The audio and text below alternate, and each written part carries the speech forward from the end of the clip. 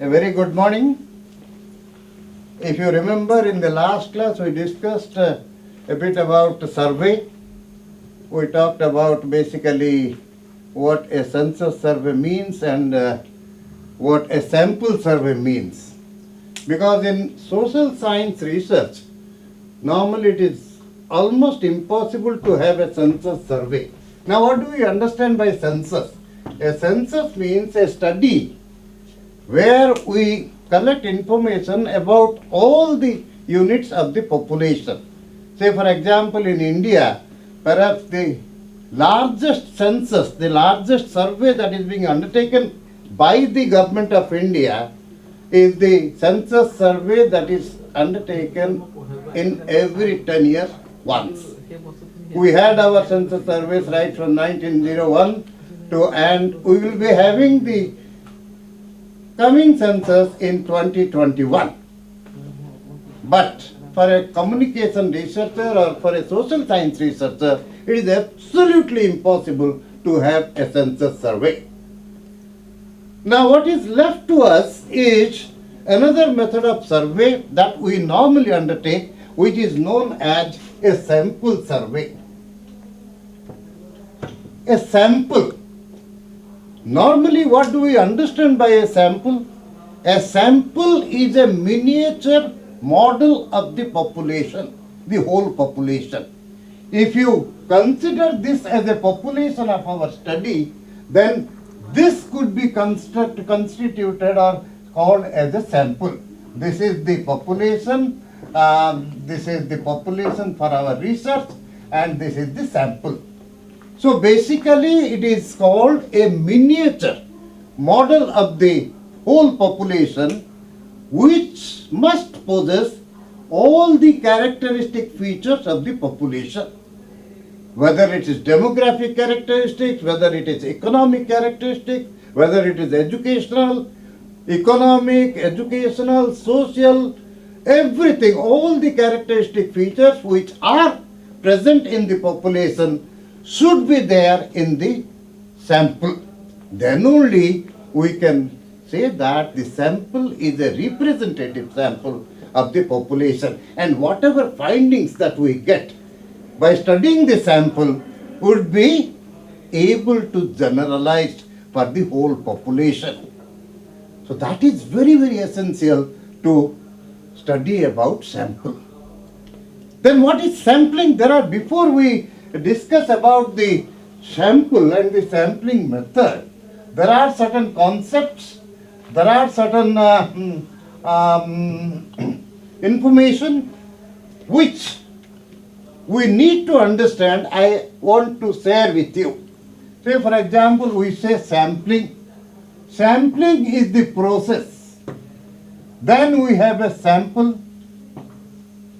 What another concept we call the sampling design. Then we have a sampling unit. Then we have a sampling interval.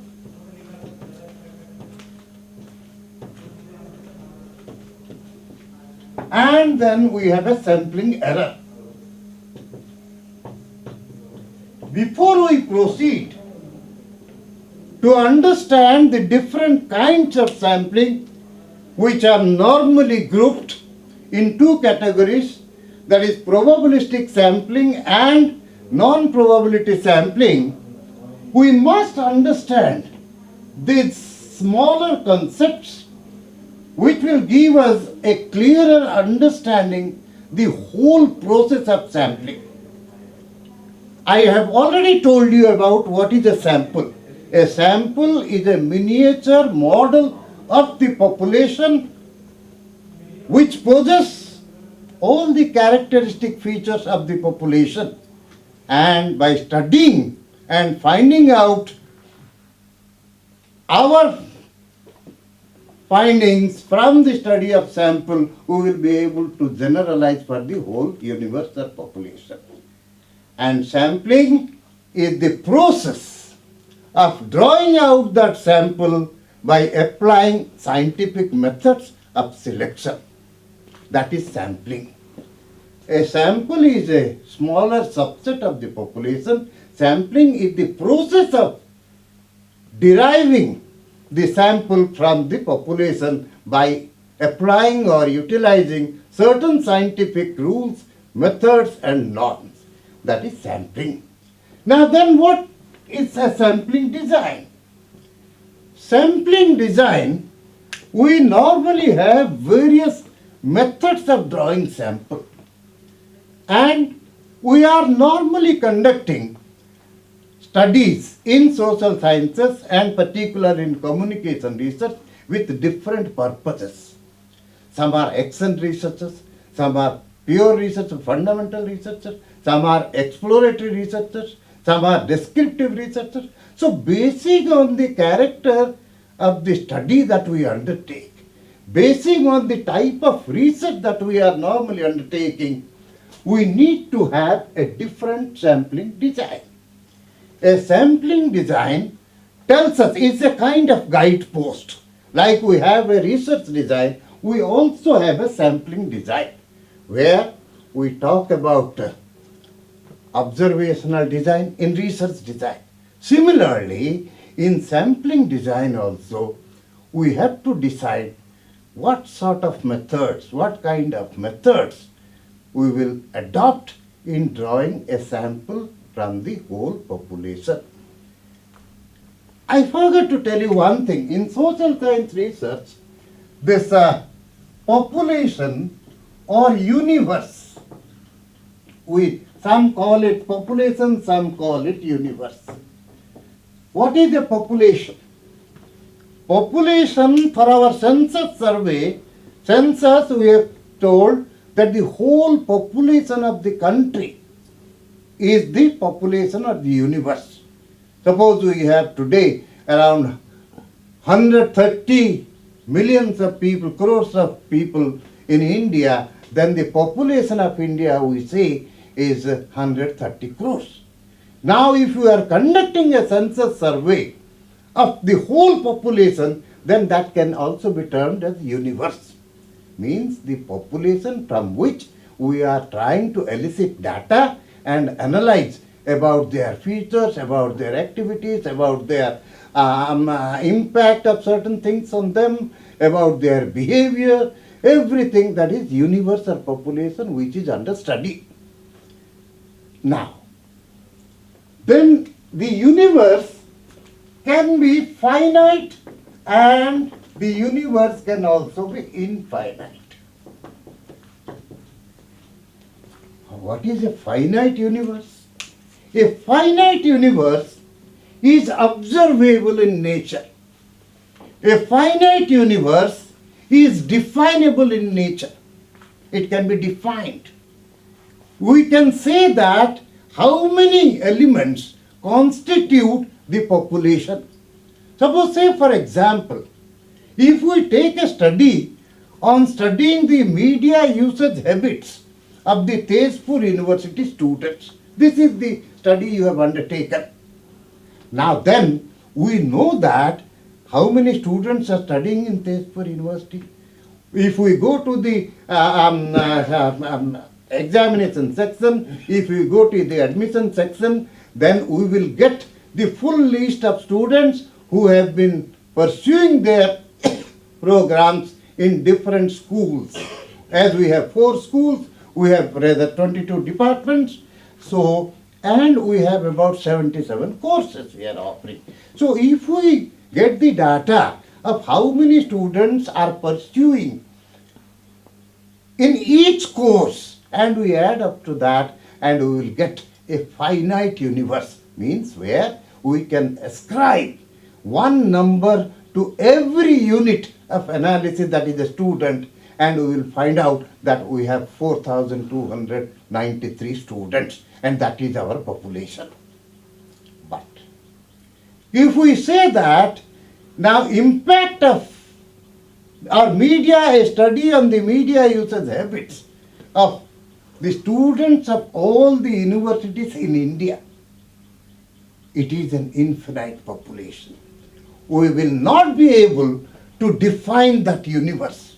We will not be able at a particular point of time we will not be able to say that either there are 19,43,000, because every time in an university somebody might leave, somebody might join, somebody might pass out. By the time we complete our research program, there would be continuous changes in the numbers of the students because it's a huge country.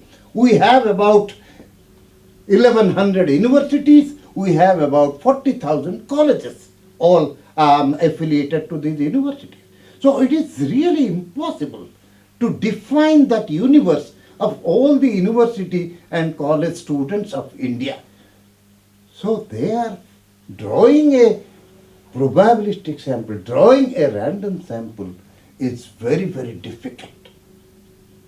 Now what I am saying, we do have two different types of universe. One is finite, one is infinite.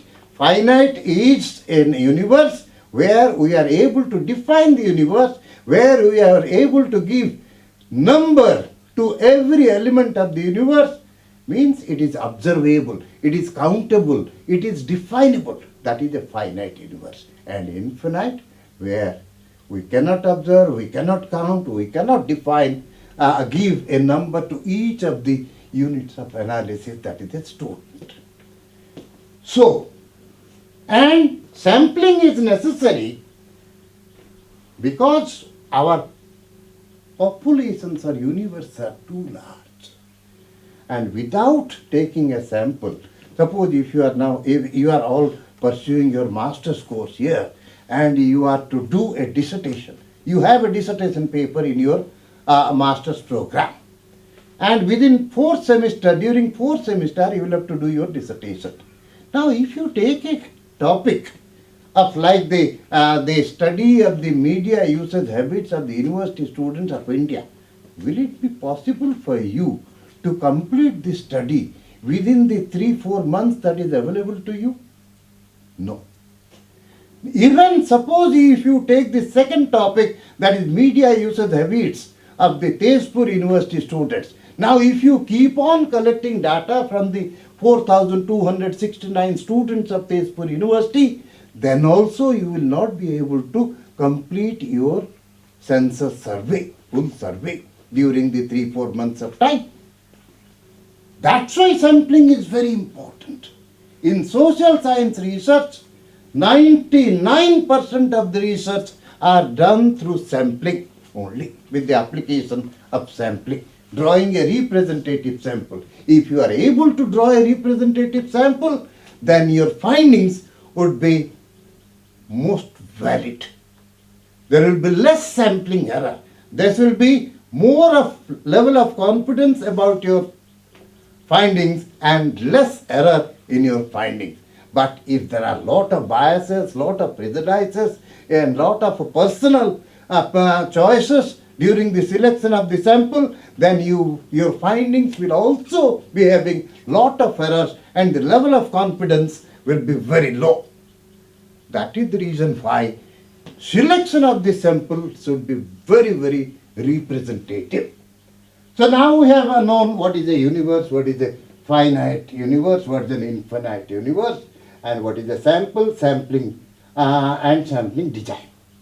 Now a very, very important concept, that is sampling unit. What is a sampling unit? During my example that I gave you earlier, a study of the media usage habits of Tezpur University students. So the sampling unit of analysis is a student.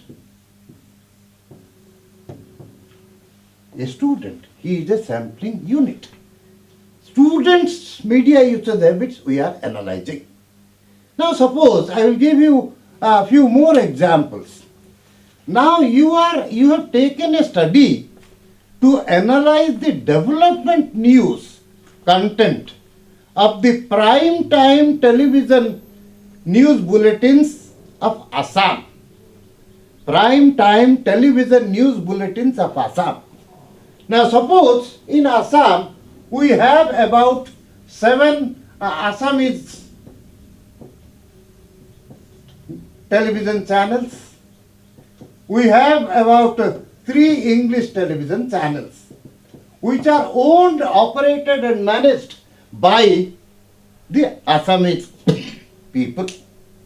These are not the channels which have been operated or owned by the Delhi people or the Mumbai people or even certain foreign channels.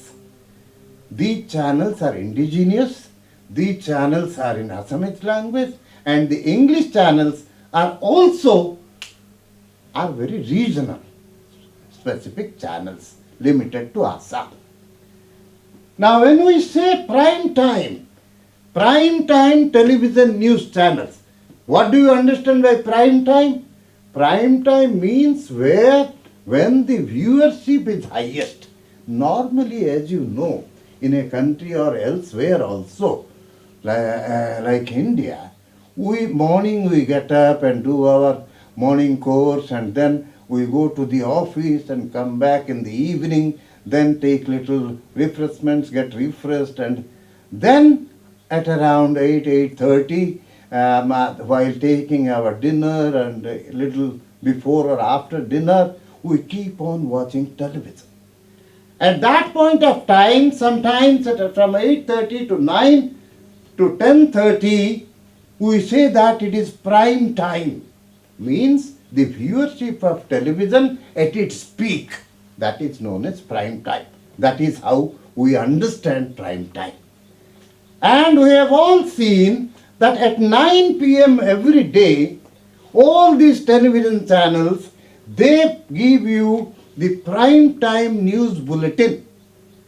So we have, if we take the example, that is a study of development news coverage or content in prime time television news channels of Assam. This is our study.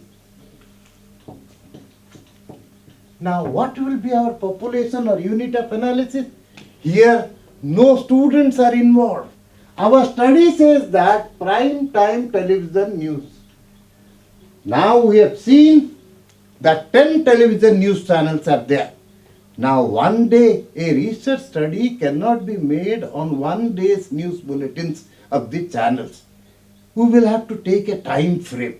Maybe suppose we decide we will study or analyze the 30 days news capsules or news programs of these 10 television channels of Assam.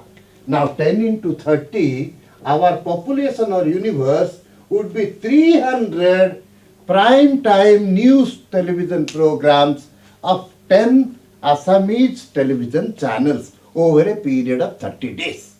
This is our universe. The unit of analysis here, or sampling unit, is one television news bulletin, prime time television news bulletin, which is telecast during 9 p.m. to 9:30 p.m. every day. So we have a list of 300 television news channels. That is our universe.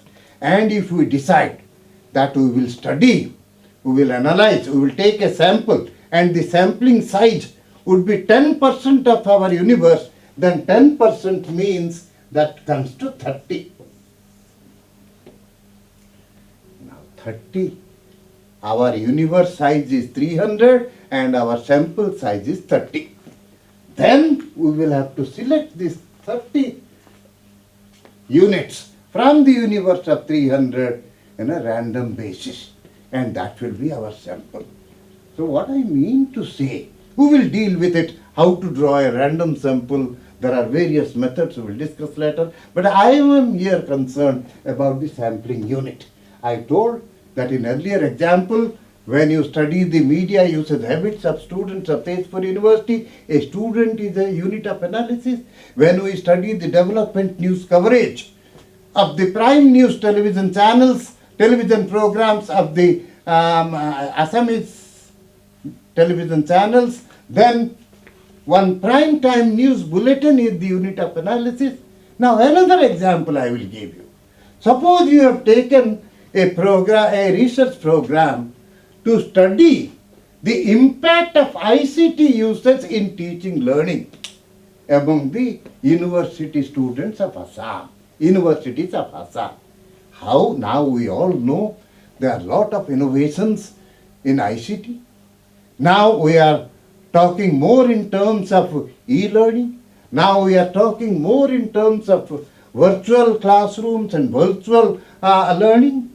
Now we say that with the application of ICT, we have to make our class more interactive. So ICT usage has become a very, very important component in the delivery system of higher education in our country today. Now ICT, if the research study is about the impact of ICT usage in teaching learning process of the universities of Assam, then here the unit of analysis, suppose in Assam we have about say 35 universities, whether government, whether private, whether the state government or central universities, including the central, state and private universities. Suppose we have 35 universities. This is our universe for this study. When you are going to analyze the impact of ICT usage in teaching learning, then this is our universe in Assam universities. And then from 35 universities, it is impossible for you to conduct a study by collecting data from all the 35 universities. Then we will have to take a sample from 35 universities, because the universe is small. That's why we can take a larger sample size, that is 20%.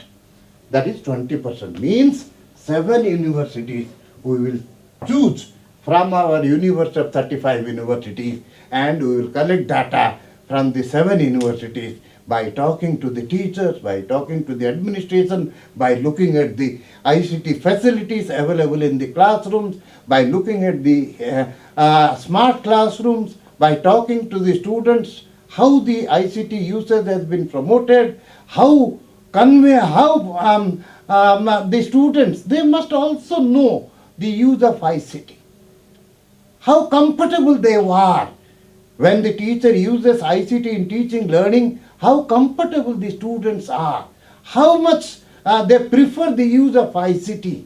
So all these things have to be, data regarding these things have to be collected from the university. So here the unit of analysis is a university. My contention here, in social science research, never ever think that only a human being can be an unit of analysis. Here, during the 3 types of research topics that I gave, in one, a student is a unit of analysis or sampling unit. In another, the prime time news bulletin is a unit of analysis or sampling unit. And in the third topic, a university of Assam is the unit of analysis. So what I mean to say, in communication research, in social science research, the units or the sampling units are dependent on the purpose or the type of study that we undertake. If we are studying the human behavior impact on children, then children would be, one child would be unit of analysis. If you are now in census, a family, a household is a unit of analysis. If you look at the census, and in sampling in smaller studies also, at times we take households as unit of analysis. When we think about their educational status, when we analyze their economic status, when we analyze the health facilities that are available, when we analyze the impact of all the governmental developmental programs and policies, whether it is the Rajiv Gandhi Awas Yojana, Pradhan Mantri Awas Yojana or Ujjwala scheme, how these are all meant for families, the households. These are not individualistic developmental programs. So a house is provided to a family, gas is provided to a family. So here in such cases, then a family or a household is a unit of analysis. What I mean to say, always do remember that in social science research, in the units of analysis may be a geographical, may be a area, may be an institution, may be an individual. Or at times, if you are analyzing the editorials of a newspaper, to study the impact of editorials in agenda setting, then one editorial would be your unit of analysis. So that's how we study here. That is sampling unit. Now sampling interval. Sampling interval, I told you, if we have a sample universe of 20,000, if we have a universe size of 20,000, means 20,000 students are there, and you want to have a 10%, you want to have around 2,000 sample size. Then the universe, total universe divided by the sample size, that is 2,000, and it comes to 10. So 10 is the sampling interval. Means each unit, one unit out of 10 would be included in the sample, the sampling interval. Suppose, if you want to choose a 4% sample from a universe of 100, then 100 divided by 4 is equal to 25, and one element, one sampling unit, you will have to take from first 25, then one from second 25, 26 to 50, third from 51 to 75, and the fourth unit of sample has to be taken from 76 to 100. That is sampling interval. It depends on the size of the universe, it depends on the size of the sample. Size of the universe divided by the size of the sample is equal to sampling interval. That helps actually us in taking a random sample from the universe. Then comes sampling error. Sampling error, it is when I told you sampling is a method of drawing a subset of the population which is representative in nature, and by following the scientific norms, principles and methods of selection. Now, at times, the students, even some of the government or non-governmental organizations, they do not have much of time, they have lack of financial resources, then what they do not take into account the scientific methods, or according to their convenience, according to their judgment, they select the samples. And that is about the personal judgment, the personal biasness, the personal prejudices, the convenience element. When all these things creeps into the selection of the sample, then we say it as sampling error. Sampling error, according to statistical norms, should be within 1% to 5%. It should not go beyond that. Sampling error is directly proportional to what we say level of confidence. Means the validity, the data, the analysis that we draw from studying the sample, your level of, if the sampling error is 1%, your level of confidence is 99%. If your sampling error is 3%, the level of confidence is 97%. If your sampling error is 5%, the level of confidence is 95%. That's like that. Now, this is tolerance limits of error. Up to 5% error, it is within the tolerance limits, tolerable limits. Now, if the sampling error goes beyond the 5%, then somewhere there is some mistake, some unscientific methods that we have used in drawing a representative sample, and the sample is not representative.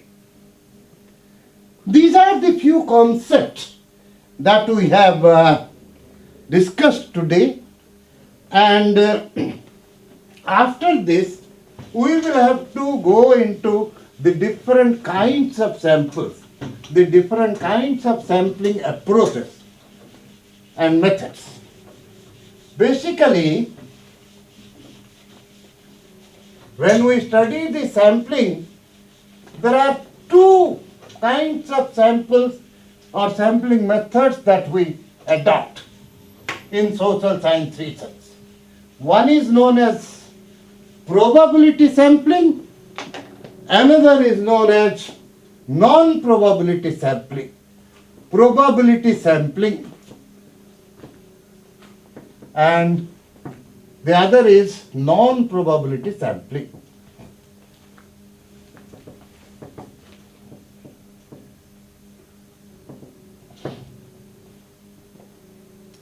Probability sampling simply states that each unit of the sample would have the chance of being, each unit of the universe would have the chance of being included in the sample. No sampling unit will be left out. Every unit of the population will have some chance of being included, will have some probability of chance of being included in the sample. Non-probability means some units will have higher chances, some units will have lower chances, some units might not have any chance of being included in the sample. I know there is time. We will stop here today, and in the next class we will talk about the various types of probability sampling and the various types of non-probability sampling we will discuss. Thank you very much.